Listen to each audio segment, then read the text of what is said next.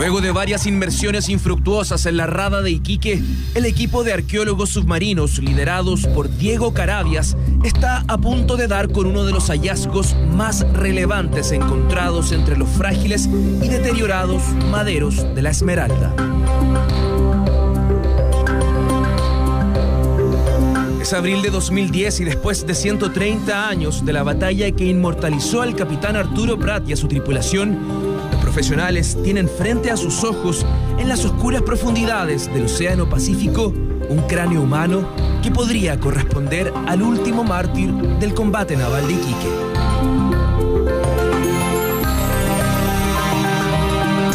Durante el año 2009, en el marco de los trabajos que se estaban realizando para la réplica de la corbeta Esmeralda, se habría encontrado por parte de buceadores los restos de este cráneo, presuntamente un tripulante. La cuarta zona naval avisó al Consejo de Monumentos Nacionales sobre el hallazgo y este le pidió a la Armada que arqueólogos especialistas supervisaran cualquier trabajo que buscara recuperar los restos encontrados en la corbeta hundida el 21 de mayo de 1879. El cráneo se encontraba completamente descontextualizado, era evidente que no era el lugar de la depositación originaria. Estaba dañado, evidentemente había sufrido ciertos daños. Con especial cuidado y respeto por tratarse de los restos de una persona, el equipo de Carabias logró recuperar el cráneo desde el fondo del mar y llevarlo hasta la superficie. Una vez que nosotros subimos, obviamente con el cráneo, está todo el personal de la base, de la zona, de la primera zona naval en Iquique, formado, y se le rinden honores al tripulante. El antropólogo físico de la Universidad de Chile, Eugenio Aspillaga, realizó los primeros estudios para saber si los restos correspondían o no a un integrante de la tripulación de Prat. Una cosa interesante, tú puedes fijar aquí los alveolos dentarios, ¿no es cierto? Estos están abiertos, ¿te fijas? Eso ¿qué es lo que muestra? Que estos dientes se perdieron, digamos, post-mortem, están los alveolos más o menos íntegros. Aspillaga, que cuenta con una larga experiencia en este tipo de estudios, descubrió en los dientes un desgaste por bruxismo típico de una persona sometida al estrés. Habían signos de una infección en el oído y lesiones atribuibles a un ambiente húmedo, rastros de una dieta rica en proteínas, además de una buena nutrición. En mi opinión, ese cráneo sí es consistente con una persona joven, que podría haber sido un integrante de la tripulación de la Esmeralda y probablemente de la oficialidad por la condición de salud. Entonces, ¿quién pudo ser el joven oficial descrito por Aspillaga, encontrado entre los deteriorados vestigios de la corbeta Esmeralda?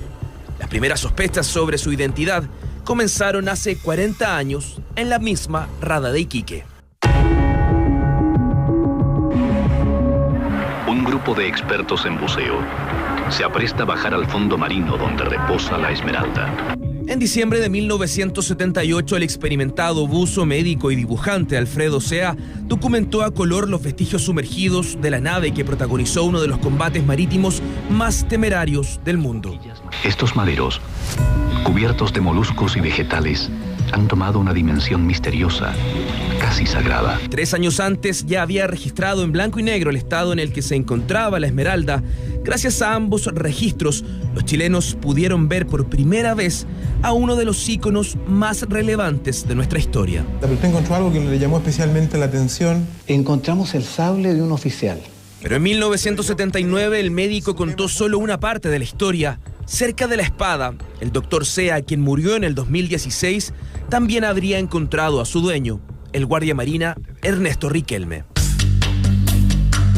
El guardamarina Riquelme es el que disparó el último cañón de la Esmeralda. Indudablemente que era uno de los cañones de más a popa, puesto que el buque se hundió desde proa. En esta entrevista nunca antes exhibida en televisión, realizada por el documentalista Tebo Díaz, Alfredo Sea relata el que pudo haber sido el histórico hallazgo del último hombre en abrir fuego contra el Huáscar durante el hundimiento de la Esmeralda.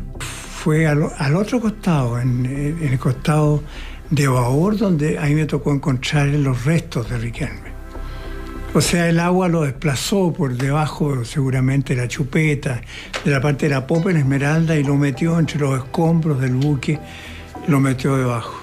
En el año 2010, el doctor Alfredo Sea declaró ante la Fiscalía Naval de Iquique que en 1978 descubrió el cuerpo de un eventual tripulante del buque, el cual se encontraba ubicado pegado a la murada correspondiente a la aleta de babor en la primera cubierta de la Esmeralda. No podía ser otro, porque en Esmeralda murieron 2 oficiales nomás en la cubierta. Hayat, que era oficial de ingeniero, jefe de máquina, y guardamarina Riquelme. Y Hayat fue encontrado en la playa después, parte del cuerpo, ¿no? Entonces el único que quedaba era Riquelme. La declaración de Sea ante la Fiscalía Naval entrega más detalles sobre su descubrimiento. Ahí asegura que el cuerpo correspondía a los restos de un oficial de cubierta en consideración a su uniforme y otras prendas presentes, como cuellos y botones. Aún allí un cinturón de oficial.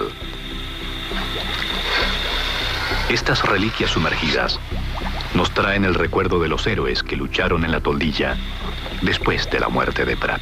Y él encuentra, por lo que comentaba, los restos de un esqueleto que está muy bien conservado, articulado, en posición de cúbito dorsal, en el sector de la aleta, digamos, de babor, si no me equivoco. Y verdaderamente coincide con los datos que hay, etc. ¿Y existen registros de esos fotográficos? No, nos pidieron que no guardáramos registros para hacer un trabajo más profesional de arqueología submarina y estudiar bien el asunto. Con una antorcha en la mano, esta estatua de la cripta de los héroes de Iquique recuerda la simbólica hazaña de Riquelme sobre la cubierta de la nave en la que encontró la muerte. Se habla que en este bloqueo de Iquique, en que quedó la Esmeralda a cargo del bloqueo de Iquique, él amenizaba las tardes o las noches en la cámara de oficiales tocando el violín. Guardiamarina Riquelme tenía 27 años cuando su rastro se perdió entre las olas que se tragaron a la Esmeralda. El informe realizado por el profesor Aspillaga al cráneo rescatado de la corbeta correspondería al de un hombre de esa misma edad. Es un cráneo de un individuo masculino que tiene una edad entre los 25 y los 30 años. El informe abarca los rangos máximos también. Todas las piezas del puzzle parecían calzar, pero había un detalle. El cráneo encontrado por el arqueólogo Diego Carabias estaba en un lugar distinto a los restos hallados por el doctor Sea. Básicamente el mismo testimonio de Alfredo da cuenta de que la Esmeralda, por acciones poco cuidadosas, incluso un buque con su fondeo pasa a llevar parte de la estructura y se colapsa ese sector del casco. Y obviamente sepulta y obviamente altera el lugar donde él había encontrado este esqueleto. Entonces, ese tipo de alteraciones que son brutales, en el fondo impidieron que se volvieran a hacer nuevos trabajos de registro, etc. Así, estos restos descontextualizados y manipulados por quién sabe cuántas personas fueron entregados a la Armada de Chile. Hoy descansan en este lugar el Museo Marítimo Nacional. Hola, comandante. Hola, Nicolás. ¿Cómo le va? Mucho gusto. Sean bienvenidos al Museo Marítimo Nacional. Muchísimas gracias. Acompáñenme, por favor. ¿Para dónde vamos a ir, comandante? Vamos en estos momentos al Departamento de Conservación, que es donde en estos momentos se tiene el cráneo que fue encontrado en los restos de la Esmeralda. Rumbo al laboratorio en donde se conservan los restos encontrados en la corbeta, el capitán de navío Rodrigo Solar, director del museo, nos contó sobre los primeros planes de la Armada para sepultar a quien podría tratarse del último héroe de Iquique. Que se planteó cuando coincidían las pruebas con una persona del siglo XIX, con una alimentación del siglo XIX, con morfología del siglo XIX y que fuera marino, se propuso inmediatamente darle un entierro como héroe naval en la cripta de los héroes.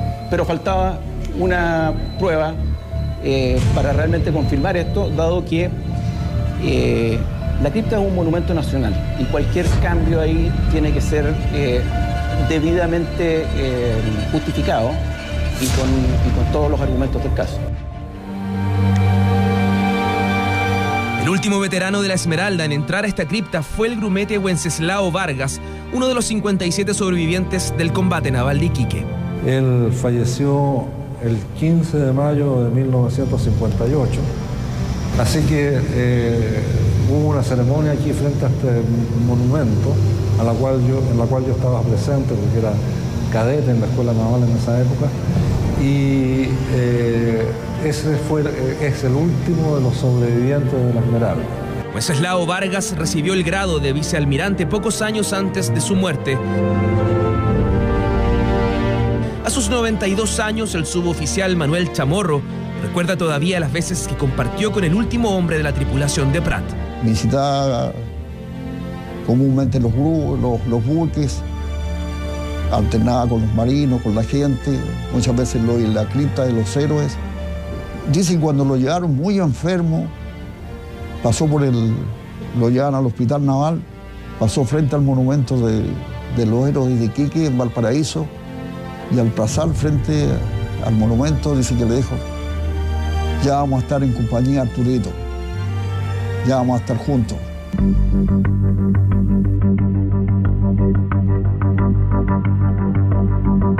Ahora vamos llegando al laboratorio de conservación y está a cargo de Doris Valdeavellano, que les va a hablar con ¿todo bien? Mucho más detalle y más conocimiento que el que yo tengo sobre la historia del cráneo.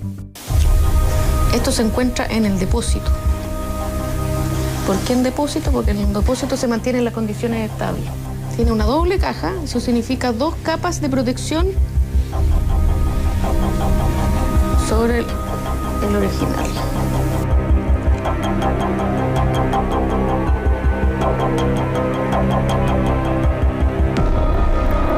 Hace un año el museo recibió un correo electrónico firmado por la Universidad de Georgia con los resultados de la prueba de carbono 14 practicados a uno de los 5 dientes que conservaba el cráneo. La idea era saber a qué periodo de la historia correspondían los restos para sepultarlos con seguridad en la cripta, pero las conclusiones frenaron el plan de la Armada. El estudio que hizo la Universidad de Georgia finalmente concluye que no correspondería a un marino de la época de 1879. Dados rangos de fechas, uno que va de 1657 y otro que llega hasta 1803, que sería el tope del estudio que se pudo pesquisar con el carbono 14. La época más cercana al combate naval de Iquique arrojada por el carbono 14 son 76 años antes del 21 de mayo de 1879. ¿Y qué hace un cráneo como este en el fondo del mar entre los restos de la Esmeralda? Siendo que probablemente, como dice el informe, es más antiguo que la Esmeralda. Bueno, ahí hay un tema de mareas, hay un tema de la condición en Iquique. Podríamos suponer 1000 cosas, ¿te fijas? Podríamos decir que a lo mejor era un pescador que estaba ahí, o puede que haya sido, bueno, no sé, no te podría yo dar una certeza de algo. Doris explica que el estudio tiene un margen de error del 5%, pero los resultados del fechado radiocarbónico no son concluyentes para todos. Con todos los antecedentes que se cuentan, creo que es improbable que se trate básicamente de restos que no correspondan a un tripulante que murió el 21 de mayo de 1879. La información bioantropológica, antropología física, es consistente y en ese sentido efectivamente se podría apelar a otros análisis complementarios con tal de bajar ese nivel de incertidumbre que nos está ofreciendo un análisis tan básico como el fechado radiocarbónico. Es un primer paso. Pero no todo está dicho sobre el misterioso cráneo hallado en la Esmeralda. En su declaración ante la Fiscalía Naval, el doctor Alfredo Sea aseguró que todavía existe una posibilidad para saber si los restos rescatados por los arqueólogos en 2010 corresponden a los que él descubrió en otro lugar hoy destruido de la Esmeralda en 1978. Eso gracias a un hueso que tomó de un pie del oficial para su posterior estudio. Sí, él me contó que había encontrado parte de este hueso en el interior de un zapato, digamos, que él habría conservado, efectivamente. Alfredo Sea aseguró que, considerando que yo guardo una pequeña muestra ósea del pie, puedo señalar que la única manera de identificar con certeza si se tratan de los mismos restos que encontré es comparar entre ellos su ADN. Doctor en bioquímica y académico del programa de genética humana de la Facultad de Medicina de la Universidad de Chile, Mauricio Moraga, trabajó hace años en la identificación de los restos de Diego Portales encontrados en la Catedral Metropolitana. Asegura que hoy es posible despejar las dudas en torno al cráneo y al hueso del pie rescatados desde la Esmeralda. como en todas las cosas en ciencia, uno podría someter a prueba la hipótesis de que ese cráneo y ese pie son de la misma persona. Si dan idénticos a nivel genético, usando un set de marcadores importantes, tendríamos una certeza científica absoluta. Si no dan iguales, no podríamos descartar nada, porque uno podría ser el cráneo del guardiamarina o el pie podría ser y uno de los dos no es, pero tenemos restos de dos personas. Y con cualquiera de los dos restos se podría obtener información genética para intentar saber si corresponden o no al guardiamarina, cotejándolo eventualmente con su línea sanguínea materna o con los cuerpos de sus padres, la profesora Bruna Venegas y José Riquelme Orostegui, el primer taquígrafo de Chile. Si tuviéramos las dos muestras, las dos tuvieran el mismo perfil genético, idéntico perfil genético, y pudiéramos obtener muestras de las tumbas de los padres y comparar y hacer una paternidad a partir de, por ejemplo, datos de STR, que son los que se usan en forense, claro que sí, podría constituirse un cuadro muy claro y preciso de que lo que tenemos ahí son los restos del guardiamarina Riquelme. De esta manera se podría determinar el misterio sobre quién es el hombre encontrado en la Esmeralda, si una persona del 1800 que llegó a la corbeta quién sabe cómo, o el último mártir del combate naval de Iquique.